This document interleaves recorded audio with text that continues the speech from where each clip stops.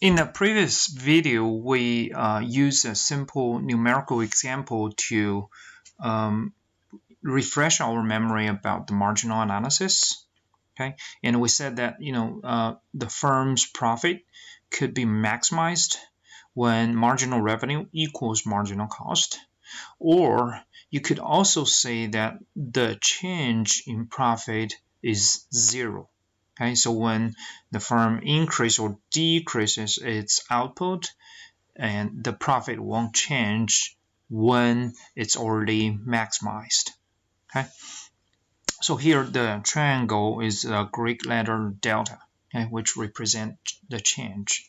All right, now let's apply this the general rule, okay, to a more specific example in this chapter, which is a typical form on the perfectly competitive market. Okay. Now here are some notations we're going to use in our math work later, and the uppercase letter W stands for nominal wage, and the uppercase letter R stands for the nominal rental rate. Okay, and generally speaking, we use the uppercase letter representing the nominal.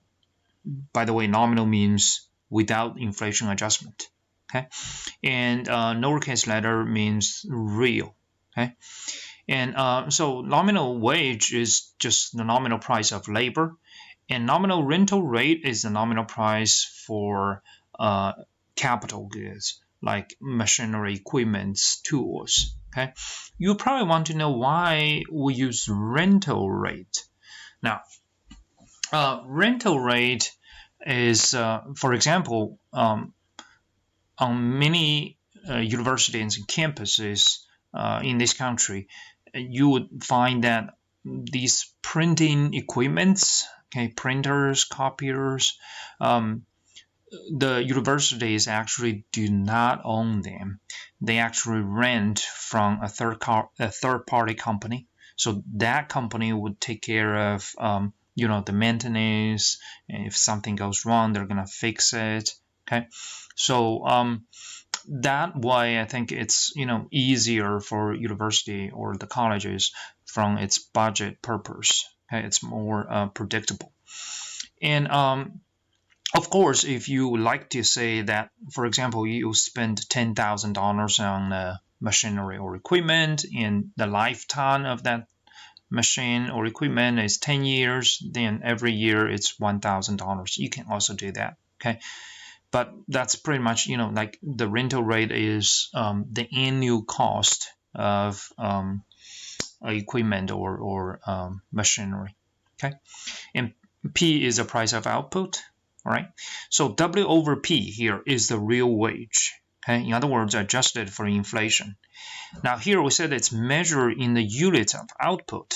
How could we understand these? Okay, this is actually happening in the real world, especially in the countries where the inflation is bad, is high. Okay, for example, several years ago in Venezuela, because of the political instability and the fluctuation of the global oil price. And we find that some firms in Venezuela, such as the Goodyear, the tire manufacturer, by the end of each month, when they are supposed to pay their employees, instead of giving them a paycheck, okay, a piece of paper, they gave them the products they produce.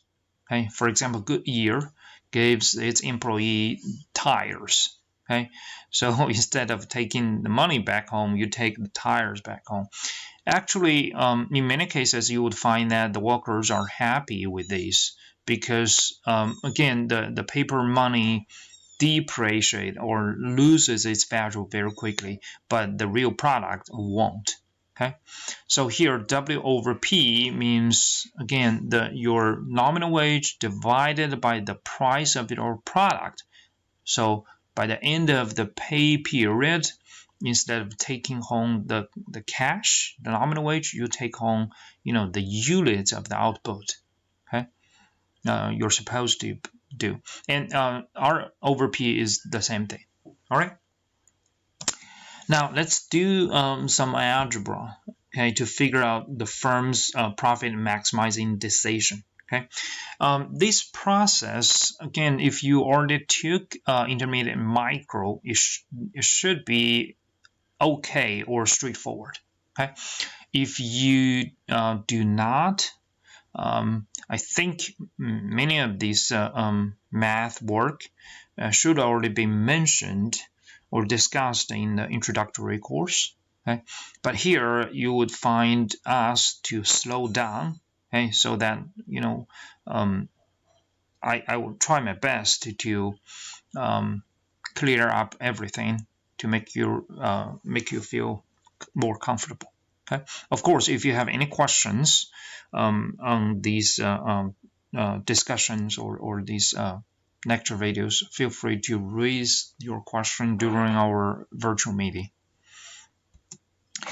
All right, the first thing is the profit. Okay, the profit is the difference between the total revenue and total cost. Okay, total revenue means how much money the firm will receive from the market by selling their products. Okay, the total cost means how much the firms need to spend, producing or making the products. Okay, now the total revenue would be the product of price and quantity. So here, uppercase letter P stands for price per unit, and Y means number of units. Okay, again, in the introductory level, we already mentioned that Y means the output. Okay, now here you could say it's a firm's output, and later when we talk about the nation as a whole, you can say this is a national output.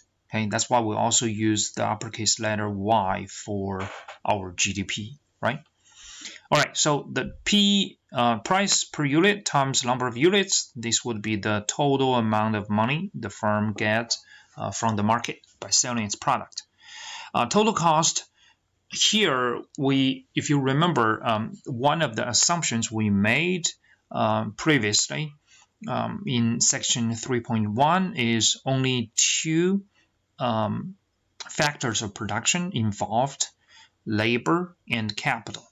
Okay, so that's why here we minus labor cost and minus capital cost. Okay, and of course, if you have more factors of production involved, like technology, land, you can also put them here. All right. Now the next step, we're gonna write out the two types of cost. Okay, so for labor cost, it's W, nominal wage, times L, which is number of units of labor. Okay, once again, this would be expressed in number of hours, okay, instead of number of workers, because as we said before, we have part-time, we have full-time workers, right? So we just use hours, their working hours. Okay, and then the capital cost will be the rental rate times the units of capital here. Okay, all right. And then another thing we could do here is we could write out our output, okay, based upon the production function we already introduced before, right? So here Y is a function of capital and labor. Okay, so here it is the most general form of production function. All right.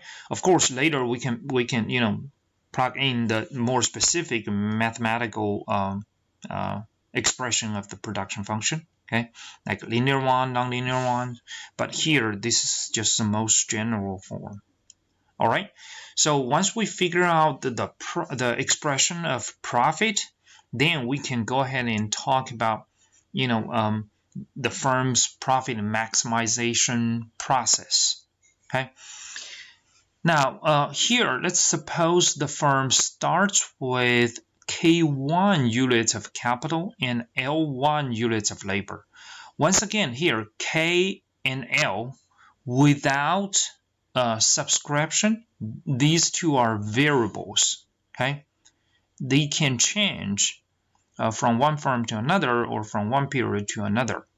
Okay, but K subscribe 1, L subscribe 1, these are the constants. Okay, or they represent a specific level of output. Of capital and labor. All right. Now, once we know this, we plug them into our profit function. Okay, so that's profit number 1, or the initial profit would be, price times the output. Again, it depends upon K1 and L1. Okay, minus W times L1 units of labor, minus rental rate times K1 units of capital. All right.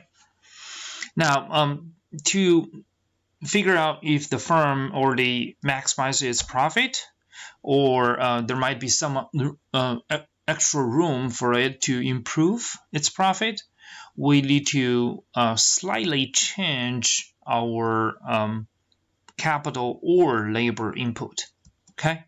Now here we choose to do labor. We choose to manipulate the labor input, but I will leave the capital input. The change in capital input on the worksheet for you guys to figure out. Okay, the logic and the method would be very similar.